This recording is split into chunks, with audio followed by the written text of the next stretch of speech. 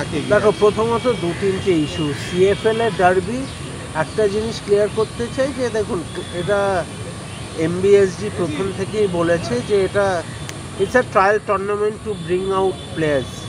তো এটা বেশি এক্সপেক্ট করা। কিন্তু আমি একটা কথা বলছি, যারা ভাবছে যে এই দুখানা ম্যাচ রেখে ডার্বির রেজাল্ট, ডার্বি কিন্তু ডার্বি, কে ভালো খেলে ডার্বিতে, কে কতটা প্রেশার নিতে পারে, এইসব অনেক ফ্যাক্টর আছে।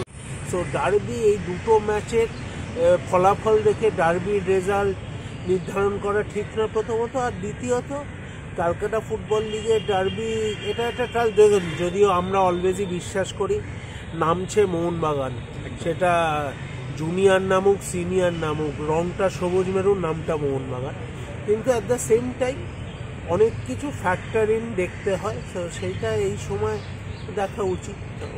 Extra time.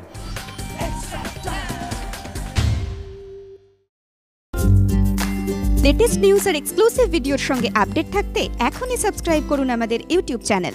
বেল আইকনে ক্লিক করতে ভুলবেন না যেন।